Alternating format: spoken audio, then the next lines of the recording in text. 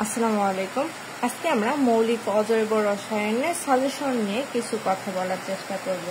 আমরা ইতিমধ্যে ফুল suggestion Facebook গ্রুপে বা আমাদের হোম টিউটর পেজে দিয়ে দিয়েছি। এখন এই যে আমাদের শেষ মুহূর্তে প্রস্তুতিমূলক কিছু বা আমাদের শেষ মুহূর্তে গুরুত্বপূর্ণ কিছু কোশ্চেন যেগুলো আমাদের পড়ে যাইতেই হবে বা না পড়ে গেলে মিস করব, এমন কিছু কোশ্চেন নিয়ে কথা বলতে চাই। দেখো, আমাদের প্রথম যে অধ্যায়টা রয়েছে মৌলিক অজৈব রসায়নে, সেটা হচ্ছে পরমাণুর গঠন সম্পর্কিত অধ্যায়। এই অধ্যায়ে আমাদের জন্য যেটা ইম্পর্টেন্ট সেটা হচ্ছে পরমাণুর গঠন সম্পর্কিত বোর মতবাদের স্বতঃসিদ্ধগুলো উল্লেখ করা। এই প্রশ্নটা আমাদের জন্য গুরুত্বপূর্ণ। এরপরে যেটা রয়েছে সেটা পোলার আয়ন কি, কোয়ান্টাম সংখ্যা ব্যাখ্যা করো। এই যে কোয়ান্টাম সংখ্যা ব্যাখ্যা করতে বলছে, এইটা সচরাচর আমাদের ক বিভাগ বা আমাদের টিকা অথবা আমাদের খ বিভাগ গ বিভাগের প্রশ্নে আসেই, সুতরাং এই প্রশ্নটা আমাদের করে নিতে হবে। তারপরে স্পিন কোয়ান্টাম সংখ্যার তাৎপর্য, এই প্রশ্নটা আমাদের জন্য ইম্পর্টেন্ট। অথবা এই যে দেখো, নিম্নের অরবিটালগুলোর মধ্যে কোনগুলো সম্ভব এবং কোনগুলো সম্ভব না, এই প্রশ্নটাও আমাদের দেখে যাইতে হবে। তারপরে পরমাণু চতুর্থ শক্তি স্তরে একটি পূর্ণ আবর্তনের জন্য একটি ইলেকট্রন কয়টি পূর্ণ তরঙ্গ সৃষ্টি করবে, এই প্রশ্নটা আমাদের জন্য খুবই গুরুত্বপূর্ণ। তারপর আসে পলির বর্জন নীতি। পলির বর্জন নীতি, এটা তো কোনো কথাই নাই, এটা আমাদের খ বিভাগ বা টিকা অথবা ক বিভাগের জন্য খুব গুরুত্বপূর্ণ একটা প্রশ্ন। তো আপনারা একটু পড়ে নেবেন। তারপরে যেটা আছে গ বিভাগে, ইলেকট্রন তরঙ্গ সম্পর্কিত দা-বগলির সমীকরণ। এই যে আমাদের দা-বগলির সমীকরণ অথবা আমাদের শ্রোডিঙ্গারের তরঙ্গ সমীকরণ, এই দুইটা সমীকরণের মধ্যে কোনো না কোনো একটা আসবে মাস্ট। এই ক্ষেত্রে কোনো স্থান নাই, হয় শ্রোডিঙ্গারের তরঙ্গ সমীকরণ অথবা দা-বগলির সমীকরণ, এই দুইটার মধ্যে একটা আসবেই আসবে। তারপরে দেখো, হাইড্রোজেন পরমাণুর প্রথম কক্ষপথের ব্যাসার্ধ নির্ণয়ের একটা সমীকরণ, এটাও আমাদের জন্য গুরুত্বপূর্ণ। তারপরে আণবিক অরবিটাল তত্ত্বের প্রধান বৈশিষ্ট্য সম্পন্ন, এই প্রশ্নটা আমাদের জন্য খুবই গুরুত্বপূর্ণ একটা প্রশ্ন। তারপরে দেখো, আমাদের আর কি গুরুত্বপূর্ণ প্রশ্ন রয়েছে। এই যে পারমাণবিক বর্ণালী কি, বোর মডেল অনুসারে হাইড্রোজেনের পারমাণবিক বর্ণালীতে বিভিন্ন রেখার অস্তিত্ব, এই প্রশ্নটাও আমাদের জন্য গুরুত্বপূর্ণ। এই যে কোয়ান্টাম সংখ্যার তাৎপর্য, আমরা একটু আগে বলেছিলাম যে কোয়ান্টাম সংখ্যা বিষয়ক প্রশ্নগুলো আমাদের জন্য খুবই গুরুত্বপূর্ণ, এই প্রশ্নটা আমাদের পড়তেই হবে। এই যে প্লাঙ্কের কোয়ান্টাম তত্ত্ব, আমরা একটু আগে খ বিভাগ নয়তো গ বিভাগে একটা দিয়েছিলাম পলির বর্জন নীতি, এখন প্লাঙ্কের কোয়ান্টাম তত্ত্ব, এটাও আমাদের জন্য গুরুত্বপূর্ণ। এই যে কোয়ান্টাম সংখ্যা, দেখো যদি আমরা কোয়ান্টাম সংখ্যা বা কোয়ান্টাম সংখ্যা তাৎপর্য পড়ি, তাহলে আমাদের কোয়ান্টাম সংখ্যা বিষয়ক যত কোশ্চেন আসছে সবগুলো ইজি হয়ে যাবে। এই যে দেখো, ইলেকট্রন সম্পর্কিত দা-বগলির সমীকরণ, দা-বগলির সমীকরণে যে আমাদের গ বিভাগে একটা আছে ইলেকট্রন তরঙ্গ কোণা বিষয়ক দা-বগলির সমীকরণ। এই যে দা-বগলির সমীকরণটা হয় আমাদের টিকাতে নয়তো ক বিভাগে, খ বিভাগে অথবা গ বিভাগে আসার খুবই সম্ভাবনা রয়েছে। তারপরে একটা গাণিতিক সমস্যা রয়েছে। দেখো, যে গাণিতিক সমস্যা আমাদের প্রায়ই আসে, সেটা হচ্ছে হাইড্রোজেন পরমাণুর ইলেকট্রনটি তৃতীয় কক্ষপথ থেকে দ্বিতীয় কক্ষপথে পতিত হলে যে বর্ণালী রেখার উৎপত্তি হয় তার তরঙ্গ দৈর্ঘ্য নির্ণয় করা। আমাদের তরঙ্গ দৈর্ঘ্য নির্ণয় সম্পর্কিত বিভিন্ন ধরনের কোশ্চেন আসছে। এখন কথা হচ্ছে, এখানে দেওয়া আছে তৃতীয় কক্ষপথ, যদি আমাদের প্রশ্নতে আসতো চতুর্থ কক্ষপথ থেকে তৃতীয় কক্ষপথের ব্যাসার্ধ অথবা পঞ্চম কক্ষপথ থেকে চতুর্থ কক্ষপথের ব্যাসার্ধ একই কিন্তু হইতো। এখন কথা হচ্ছে, এখানে N1 এবং N2 এর মান আলাদা, বাকি সকল কিছু এক। সো আমাদের একটা ম্যাথ বা একটা কোনো কিছু দেখলে সেই জিনিসটা আমরা রুলস অনুযায়ী দেখব, বাকিগুলো যেন ইজিলি আমরা পারি। আমরা অঙ্ক মুখস্থ করার বা আমরা ইনঅর্গানিক কেমিস্ট্রি কোনো কিছু মুখস্থ করার চেষ্টা করব না, মেইনলি বুঝে পড়ার চেষ্টা করব, যাতে একরকম কোনো প্রশ্ন আসলে আমরা পারি।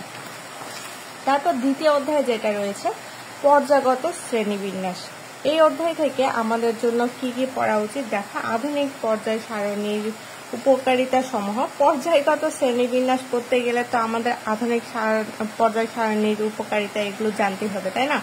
তারপরে যেটা রয়েছে দেখো, আমাদের তড়িৎ ঋণাত্মকতা এবং ইলেকট্রন আসক্তি, এটা যদি আমাদের খ বিভাগেও না আসে অথবা গ বিভাগেও না আসে, আমাদের ক বিভাগে কিন্তু আসতে পারে। সো এটা একটু জেনে রাখা আমাদের জন্য ভালো। তারপরে যেটা রয়েছে সোডিয়াম অপেক্ষা সোডিয়াম প্লাস ছোট, কিন্তু ক্লোরিন অপেক্ষা ক্লোরিন মাইনাস বড় কেন? এই যে এই প্রশ্নটা যদিও আমাদের জন্য তেমন ইম্পর্টেন্ট না, আমরা দেখে নেব। তাহলে এই প্রশ্ন যদি আমরা দেখি তাহলে ইজিলি এই প্রশ্নটা আমরা পারবো, তাই না?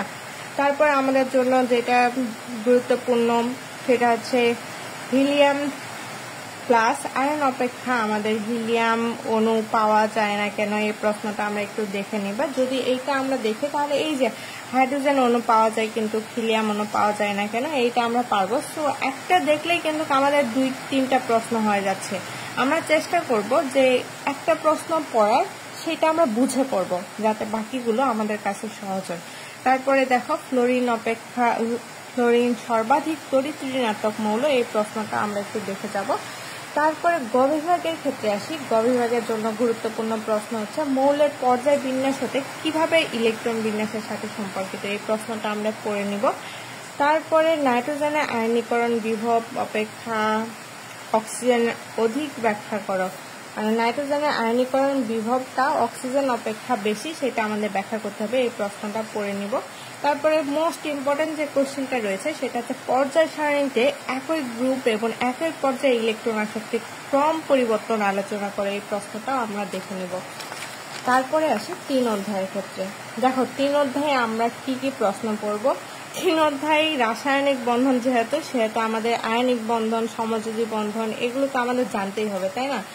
এই যে আয়নিক বন্ধনের সমযোজী যে বৈশিষ্ট্য প্রশ্নটা, এটা আমাদের জন্য খুবই গুরুত্বপূর্ণ, আমরা পড়ে নিব। তারপর ডাইমার, এই প্রশ্নটা ইম্পর্টেন্ট। এই ভাস্পাত থিওরি থেকে একটা কোশ্চেন মাস্ট বি হবেই হবে। ভাস্পাত তত্ত্বের স্বতঃসিদ্ধ অথবা ভাস্পাত তত্ত্বের সাহায্য আমাদের এই যে যৌগগুলোর জ্যামিতিক গঠন কোনো না হোক কোনো প্রশ্ন হবেই। সো এটা একটু ভালো করে পড়ে নিবা। তারপরে এই যে PH3 এর বন্ধন কোণ NH3 অপেক্ষা কম কেন, এটা আমরা পড়ে নিব। তারপরে আমাদের অনেকগুলো অ্যাসিড দিয়ে থাকতে পারে যে কোনটা শক্তিশালী অ্যাসিড, এটা তোমরা ইজিলি পারবা কারণ আমাদের অর্গানিক কেমিস্ট্রিতে এটা পড়া হয়েছে। সো এটা আমাদের কাছে কঠিন কিছু না। তারপরে যে প্রশ্নটা আমাদের পড়তে হবে সেটা হচ্ছে সংকরায়ন কি, sp3d এবং sp3d স্কয়ার সংকরণ প্রক্রিয়া ব্যাখ্যা করে, এই প্রশ্নটা পড়ে নিব। তারপরে p এবং d এর অরবিটালের আকৃতি এবং বৈশিষ্ট্য সমূহ, এই প্রশ্নটা আমরা পড়ে নিব। এই যে একটু আগে বলেছিলাম ভাস্পাত তত্ত্বের স্বতঃসিদ্ধ, এটা আমাদের পড়তেই হবে, কোনো মাপ নাই। তারপরে যেটা রয়েছে পাই এবং সিগমা বন্ধনের পার্থক্য, এই পাই সিগমা বন্ধনের পার্থক্য আমরা অর্গানিক কেমিস্ট্রিতেও পড়েছি। সো এটা আমাদের কাছে ইজি যদিও তারপরেও কিন্তু প্রশ্নটা আমাদের সচরাচর হয়, সো আমরা পড়ে নিব। তারপরে আয়নিক বন্ধন গঠনের শক্তি পরিবর্তনের ধাপগুলো, এটা তেমন ইম্পর্টেন্ট না, তারপরে তোমরা পড়ে নিবা যাতে কোনো প্রশ্ন আসলে আমাদের মিস না হয়। তারপরে PCl3 NCl3 এগুলা তো আমরা পারবই, এটা একটু পড়ে নিও। তারপরে এই যে হাইড্রোজেন বন্ধনের শ্রেণী বিভাগ, এটা একটু পড়ে নিব। তারপরে দেখো আর কি কি পড়া দরকার। ব্রন হ্যাবার চক্র, এই যে এই চক্রটা, এটা আমরা অর্গানিক কেমিস্ট্রিতে পড়ে ফিজিক্যাল কেমিস্ট্রিতে পড়েছি। তো এই প্রশ্নটা আমাদের কাছে খুবই ইজি কিন্তু গুরুত্বপূর্ণ, এটা পড়ে নেব খুব ভালোভাবে। তারপরে এই যে N2 অণুর অরবিটাল চিত্র, এই প্রশ্নটা আমাদের জন্য গুরুত্বপূর্ণ, পড়ে নেব। সংক্ষিপ্ত টিকার ক্ষেত্রে আমাদের ধাতব বন্ধন, পোলার আয়ন এবং ফাজানের নিয়ম, যোজনী তত্ত্বের বৈশিষ্ট্য, এই প্রশ্নগুলো আমরা অবশ্যই পড়ে নিব।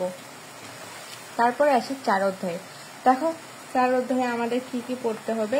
এই যে একই যৌগ অ্যাসিড এবং ক্ষারক রূপে আচরণ করে, এই প্রশ্নটা পড়ে নিবা। তারপরে আসি যে FCl3 জলীয় দ্রবণ অম্লীয় কিন্তু এইটা জলীয় দ্রবণ ক্ষারীয় কেন, ব্যাখ্যা করো।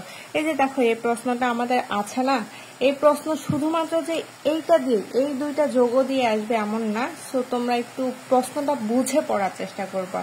তারপরে অ্যাসিড এবং ক্ষার সম্পর্কিত লুইস তত্ত্ব আমাদের জন্য খুবই খুবই খুবই গুরুত্বপূর্ণ। সো এটাও খুব ভালোভাবে পড়ে নিবা। তারপরে অম্লের ক্ষারত্ব এবং ক্ষারকের অম্লত্ব বলতে কি বোঝায়, এই প্রশ্নটা আমাদের জন্য গুরুত্বপূর্ণ। তারপরে ক্ষারীয় বাফার দ্রবণের ক্রিয়া কৌশল, এই যে আমাদের ক্ষারীয় বাফার দ্রবণের ক্রিয়া কৌশল, এটা আমাদের জন্য যদিও গুরুত্বপূর্ণ। এই ক্ষারীয় বাফারের সাথে তোমরা আরেকটা কাজ করবা, অম্লীয় বাফারটাও পড়ে নিবা। ক্ষারীয় এবং অম্লীয় বা অখাদ্য দ্রবণের ক্রিয়া কৌশল। এটা একটু ভালোভাবে পড়ে নিবা। তারপরে পিএইচ নির্ণয়, পিওএইচ এই সম্পর্কিত আমরা জানি, তারপরেও এই যে পিএইচ পিওএইচ এগুলো একটু ভালোভাবে দেখে যাবা। তারপরে 5 অধ্যায়ের ক্ষেত্রে আসি। 5 অধ্যায়ের ক্ষেত্রে আয়োডিমিতি এবং আয়োডিমিতির উদাহরণ সহ ব্যাখ্যা করো, এটা অবশ্যই পড়ে নিবা। তারপরে জারক বিজারক ব্যাখ্যা করো, ইলেকট্রনীয় মতবাদ অনুসারে এটা পড়ে নিবা। তারপরে রচনামূলকের ক্ষেত্রে বা আমাদের যে আয়ন ইলেকট্রন পদ্ধতিতে সমতা বিধান, এগুলোর মধ্যে আমার কোনো না হোক কোনো প্রশ্ন আসবে, সো এটা দেখে যাবা, ভালোভাবে দেখে যাবা, নিয়মগুলো দেখে যাবা। তারপরে বাকিটা তোমরা নিজেরাই পারবা। শুধুমাত্র জারক বিজারক, জারণ বিজারণ, অর্ধবিক্রিয়া এই যে টপিকগুলো আছে সেগুলো বুঝে করার চেষ্টা করবা, যে আমাকে কি বলছে বা কি চাচ্ছে, প্রশ্ন আমাকে কি বলতেছে, প্রশ্ন দেখেই উত্তর দেওয়ার চেষ্টা করবা। তারপরে আর copper sulphate plus potassium iodide এইটাও পড়ে যাবা। এই ছিল আমাদের শর্ট সাজেশন। এখন কথা হচ্ছে যে আমি এই যে ইম্পর্টেন্ট প্রশ্নগুলো দাগিয়ে দিলাম বলতে এগুলোই যে আসবে এমন না, আমি তোমাদের বলছি বা আবারও বলতেছি যে এই প্রশ্নগুলো আমাদের জন্য খুবই গুরুত্বপূর্ণ প্রশ্ন, একবার হলেও দেখে যাবা যাতে মিস না হয়। এছাড়াও তোমরা বাকি যেসব সাজেশনে বাকি প্রশ্নগুলো পড়ে নেওয়ার চেষ্টা করবা, কিন্তু এগুলো একটু গুরুত্বপূর্ণ, একটু গুরুত্ব সহকারে পড়ার চেষ্টা করবা। আসসালামু আলাইকুম।